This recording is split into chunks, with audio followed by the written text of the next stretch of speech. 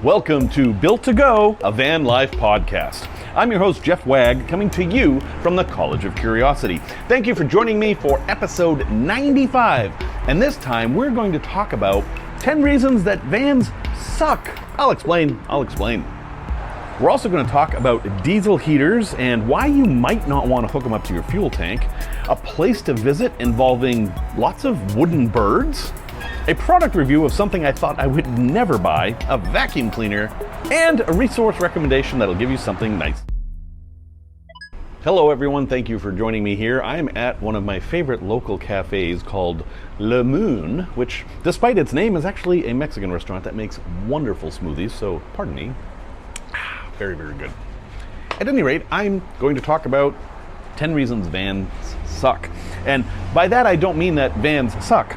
They don't. I love vans. You love vans, or you wouldn't be watching this. I want to talk about specifically why in the US we have these things in our way that stop us from doing what we want to do with vans. And it's more of a US problem than in other places, and we're going to talk about that. So let's get into that list right now. All right, number one. Have you ever noticed how nothing in a van is straight? I mean, even in the ProMasters that are kind of boxy, there's still nothing straight in there. Right angles, not a thing in a van. And this makes build-outs super complicated. And I know a lot of people get in trouble planning out their vans in SketchUp or whatever, and then they get in there and they're like, oh, the van goes like this. Yeah, super annoying. Imagine if we could buy a van with straight sides and a straight top. Well, I guess we can. I guess that's a cube van. Number two, if your van is front wheel drive like a ProMaster or an NV200 or a few others, you've got this big bar between the back wheels. This is a torsion bar. It helps keep the van stable on the road. Unfortunately, it kills your ground clearance. It's like this just big bar just sitting there waiting to catch a rock. This is why these vehicles are not great off-road. ProMaster, NV200, yes, I've taken mine off-road, but no, they're not great, and I really wonder if that bar absolutely needs to be there. Number three, fuel mileage. Do I have to say more? I mean, some vans get as low as 11 miles per gallon. I mean, they're big vehicles. We don't expect them to get great mileage, but they can do better. An NV200 can do 25. My Sprinter's getting 18.5, so these vans out there that are getting 11 and 12, why? We don't need that. However, since we're talking about Sprinters, we got to talk about number four, diesel exhaust fluid. Folks, owning a diesel that was made in the last 15 years or so has gotten a lot more complicated because of emissions regulations. I've talked about this a lot. The good news is that diesel exhaust is much cleaner than it used to be. The bad news is, for diesel owners, the engines have gotten much more complex, and you need to add this extra fluid in there that adds cost. And diesel tends to cost more than gasoline, and so now it costs even more because you have to add this fluid. So yeah, that kind of bites, and I think probably 10 years from now, we may not even see any diesel vehicles sold in the US. Number five, creature comforts. Let's face it, vans are meant to be work vehicles. Now, this isn't true for minivans that are meant to be passenger haulers. These vehicles are meant for work. That means that the person buying the vehicle often isn't the person driving it, and they don't care so much about the comfortable seats or the electric windows or the fancy stereo or all these other gadgets that have become super common in cars, yet are really hard to find in vans. Lane departure and things like that, been in cars forever, but they're just starting to get into vans. And so this isn't just a creature comfort thing, it's a safety thing. Wouldn't it be nice if manufacturers would let us actually have some of these things that cars already have? Number six, the foam blocks. If you have them, you already know what I'm talking about. And if you don't, well, in the back of ProMasters and Transit, there are these foam blocks that sit up where the ceiling meets the walls behind the seats, and they're just kind of in the way, and nobody really knows what they're for, and then how do you finish them, and is it safe to remove them? And some people say it has to do with airbags. Actually, the truth is, they're there so you won't bump your head. More specifically, they're there to meet a specific regulation about bumping your head. I'll have a link in the show notes if you want to learn more about that. But that means you can totally remove those things. It's just an annoyance that you have to deal with somehow. Number seven. Okay, we accept that things aren't straight. We have to make adjustments, right? But why can't the roof be flat? Why can't the back be flat? The cargo area, why does it have to have these ridges that just make everything more complicated? And, well, all right, there's a good answer for this one, and actually cars have these things too. If you peel up the carpet, you'll see these. It's for strength.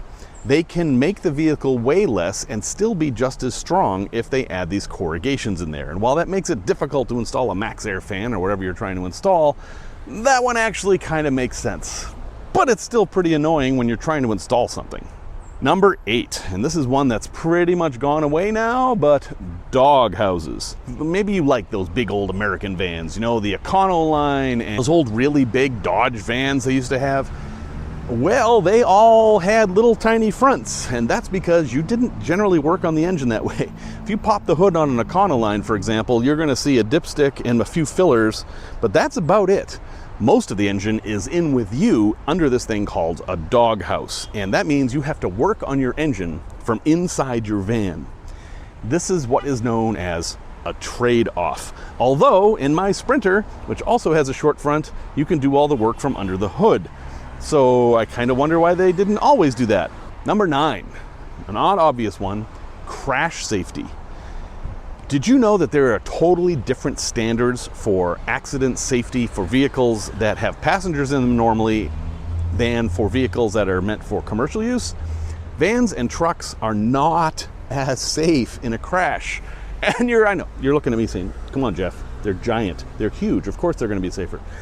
It isn't all about the giant and huge. It's also about how they're built. Cars have all kinds of safety features that vans don't have, and because of that, vans are, on average, less safe in an accident than most cars.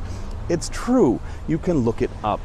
And number 10, probably my biggest pet peeve of all, why aren't there any good vans in the US? And okay, I got to explain. Of course there are good vans in the US. I mean, I love the ProMaster. I love the Transit. I'm even softening my position on the Chevys out there. So yes, you can get good vans in the US. But if you look at what they can get in Europe, we have very few vans here. In Europe, they've got all these vans that you've never even heard of in all different sizes and shapes with different engines. I mean, an NV200 in Europe can get over 50 miles a gallon because they have a different engine in them. Why can't we get that here in the US? I mean, why can't they just ship them over and we'll buy them? It's the chicken tax. Yes, I talked about this on several episodes ago, but the chicken tax is this thing that the US makes foreign truck manufacturers pay a 25% tariff whenever they sell a vehicle in the US, and that means they just basically don't do it. And it was a retaliation against a retaliation that goes all the way back to World War II, where the US started to sell their chickens in Europe, and the Europeans were upset about this because they had their own chickens, so they put a tariff on the chickens, and the US reciprocated, and blah, blah, blah, blah, blah. All of that has been resolved, except for trucks. And you can say, well, Jeff, I've got a Sprinter, it's a German vehicle. It is, but it was partially assembled in the US to get around the chicken tax, and that's what they do with a lot of these vehicles that are assembled overseas. Transit Connects are built in Turkey, well, the old ones were anyway, and they would send them over in pieces and they'd be assembled in the US. So they were built in the US, even though that was really just bolting on the transmission. This is a silly, outdated law. It needs to go away, and when it does, we are going to be flooded with all these cool vans that we can't get, like the Nissan NV300 or the Toyota Hi-Ace, or maybe a Volkswagen Crafter that's just kind of a Sprinter. Anyway, the list goes on and on and on. I am not a fan of the chicken tax. I know this has been very negative, and I've had a rough time lately, so I'm feeling a little bit negative. I promise this will not be the standard tone going forward. But hey, if we don't air our grievances, we can't expect to ever address them, and that's all I'm trying to do here. Tech Talk. Hey, let's talk about diesel heaters of the Chinese kind, or the Webasto, or the Eberspacher, or Planier, or whatever kind you want. We're talking about diesel parking heaters here, also known as air heaters, and they're a great way to heat your van, whether you have diesel or not, and that's what I want to talk to you about. So basically, in short, the way these things work is they have a combustion chamber that has a glow plug in it. It's just a very hot piece of metal, and it burns diesel fuel, producing heat, blows air over that, which goes into your van, but the exhaust goes out almost always through the bottom of the van.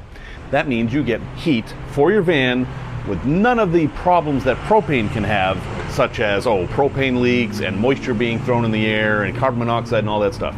You won't have any of those problems with a Chinese diesel heater. However, Chinese diesel heaters do need power.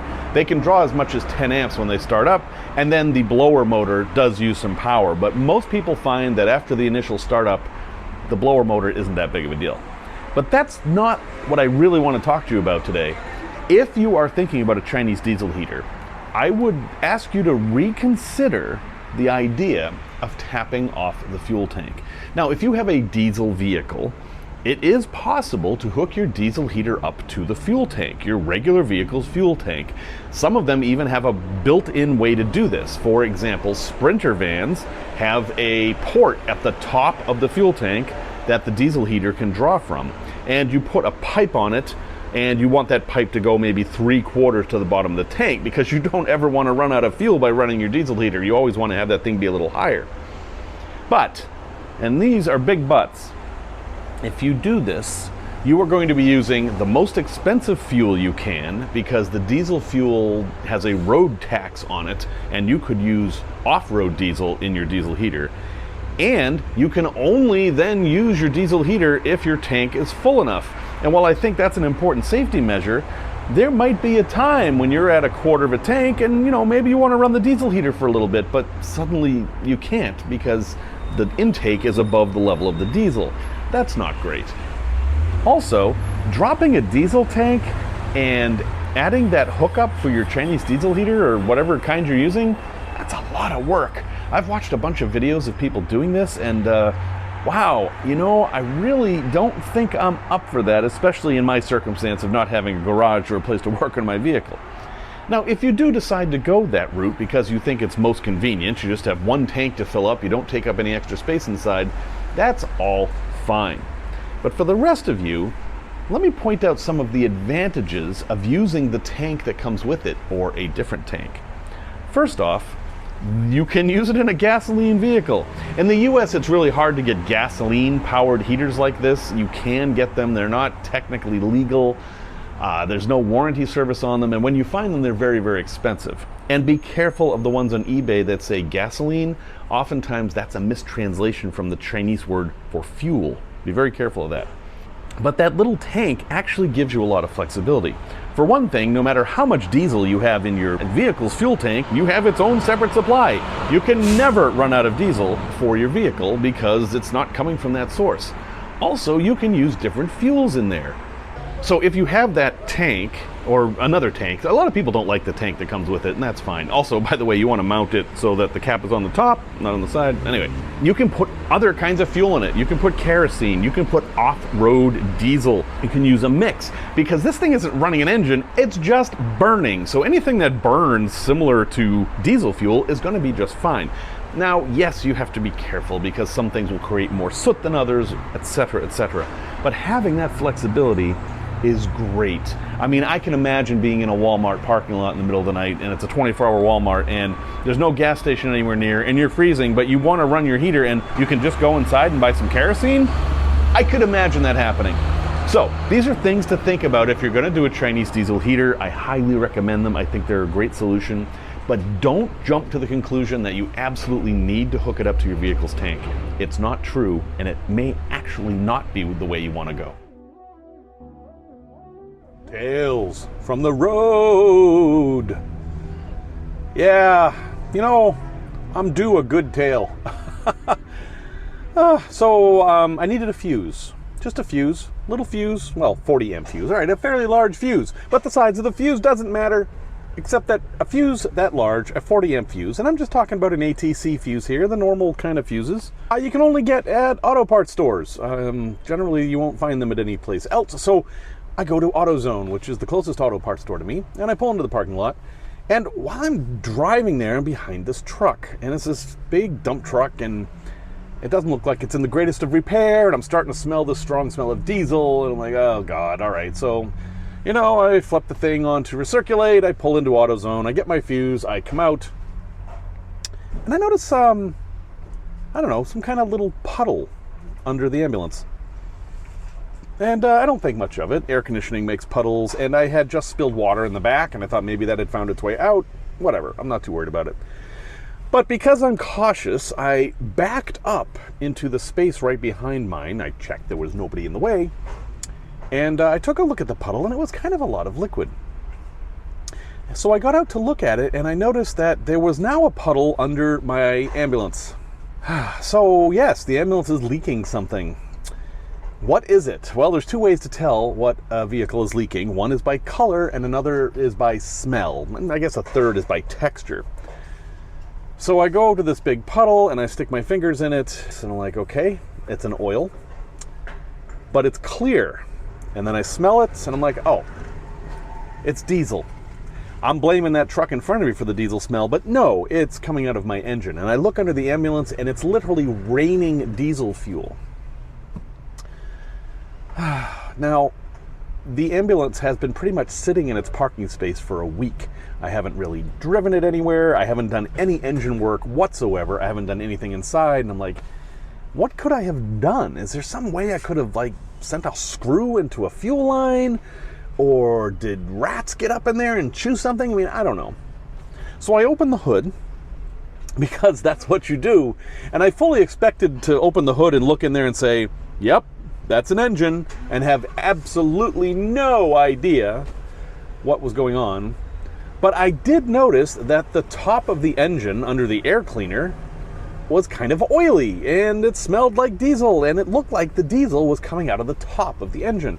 Now, these Sprinter engines, these 3.0 liter V6 diesel engines, are a little strange in that they don't use a normal fuel filter. You know, you've seen these fuel filters. They're little plastic things that just have a paper filter in them, and the fuel goes in and goes through the filter and goes out. Very simple. No, this is a Mercedes we're talking about here. We must have an extremely expensive and fancy filter. So it's this metal canister with several hoses and electronics and all this stuff, and it's like $200 to replace the thing. But mine has a puddle of diesel fuel on top of it.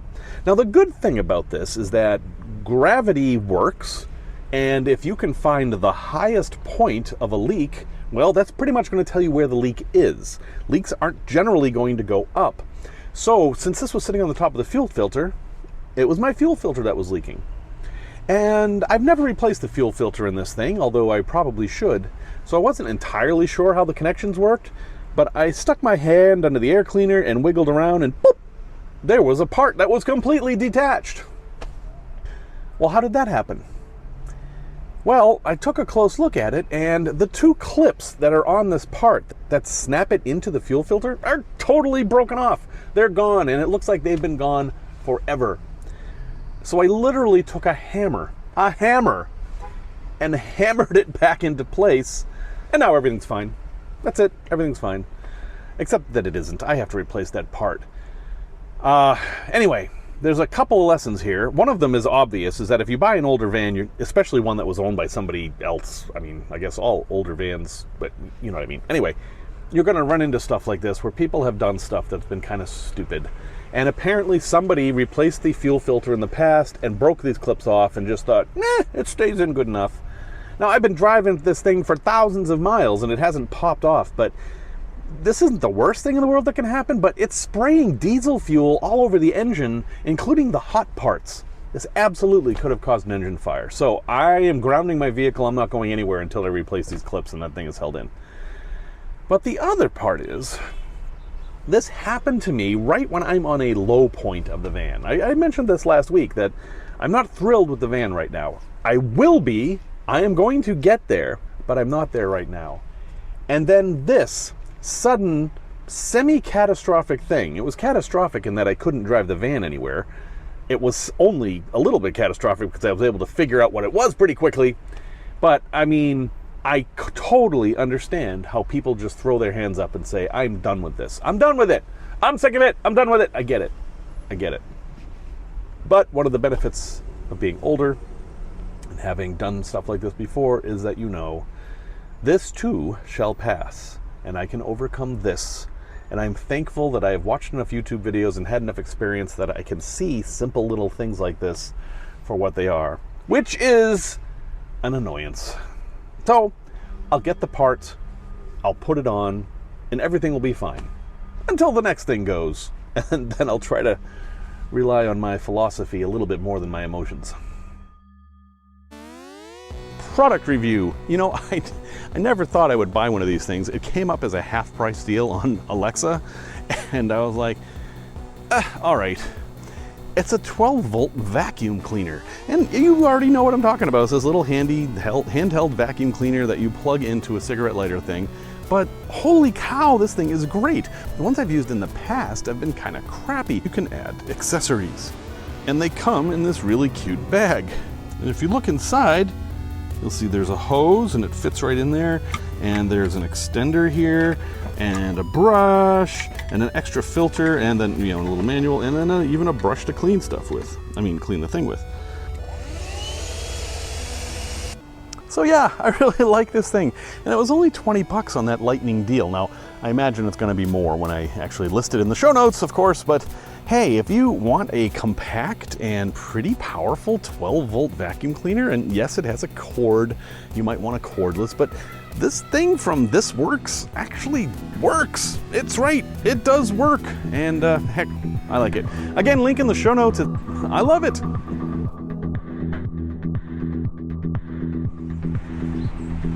Hear that behind me? It's a bird. And well, I know a place that you should visit that has birds, except, well, they don't make much noise because they're not alive, but that's all right. If you are ever in Vermont, in northern Vermont, in the Burlington area, there is a place in the town of Huntington called the Birds of Vermont Museum. And you might think this is just a museum with like birds in it, and it is, except that all these birds were hand carved by a master carver. And I'm not talking about duck decoys here. These things look real. He carved every feather on these birds, and they're just stunning. It is a really unique bit of Americana, and it's sitting in a little tiny town in Vermont that's actually not too far from stuff. The whole collection was made by Bob Spears, and what is unique about it is that it's called Birds of Vermont because he carved every single bird found in Vermont. The place is like a catalog of all the birds you can find there. And then when he was done with that, he moved on to butterflies, which I don't think he quite finished. He died just a few years ago. He was quite old. I did have the opportunity to meet him a couple times, and he was a super cool guy. And after you visit the museum and you've seen all the carved birds, definitely go check out the bird feeder in the back. And yes, they have a nice gift store, but they have a bird feeder in back that they know about birds. And this feeder has every kind of bird you can imagine in it, and you can just sit there and watch it for a while, and it's really nice. So that's the Birds of Vermont Museum in Huntington, Vermont. I will have links in the show notes. It is worth a few hours of your time to check it out.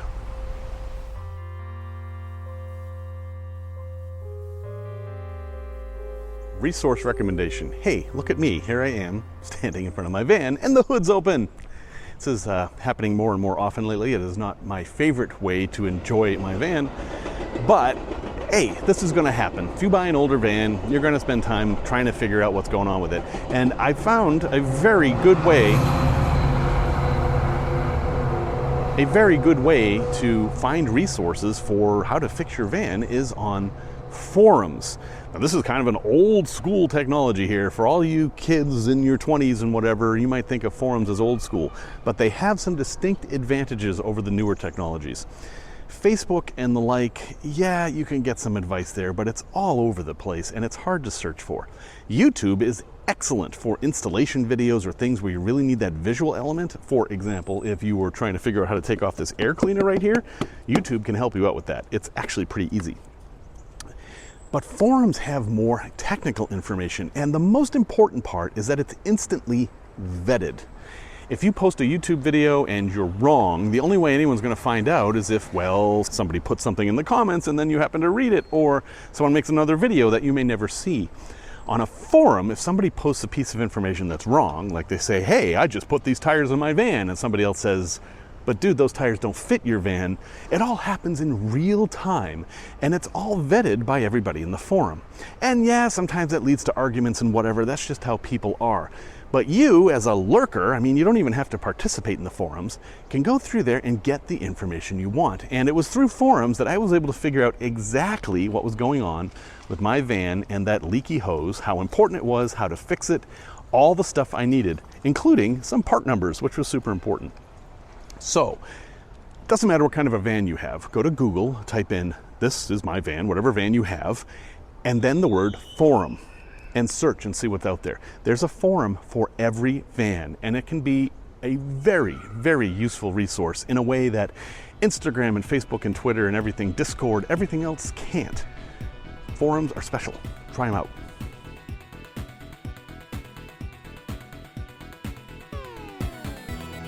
Hey, just a bit of a technical update on the podcast here.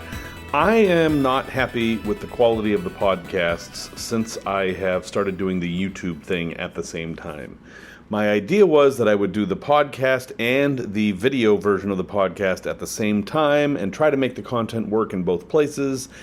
And the podcast is really suffering, in my opinion. I'm making all kinds of references to things you can't see. The sound quality is terrible. And because I'm not sitting at my computer when I'm making these, I don't have access to facts and data or even the time. I am guessing at how long I should be talking, whereas if I'm at the computer, I can actually see. I better wrap this up. So, going forward, I am going to transition out of this. I don't know if I'm going to do it in one episode or two or whatever, but by the time I get to episode 100, the podcast will be its own thing, and the video channel will be its own thing. And that means that, hey, it's just more content for everybody. It's also a lot more work for me. Suddenly now I have to come up with 2 different sets of content every week. But it will also mean that I can recycle content that I have used in the podcast for the video channel. So, you podcast listeners are special to me. In a way, you're my favorites. This content you're listening to right now is not ever going to be on YouTube. What you say matters a lot to me, and I listen to a little bit of feedback, and I'm certainly encouraging more. So, if you have any input on this, how to balance a podcast and video thing, go ahead and send me a note at jeff@builttogo.com, and I will take it very, very seriously. Thank you.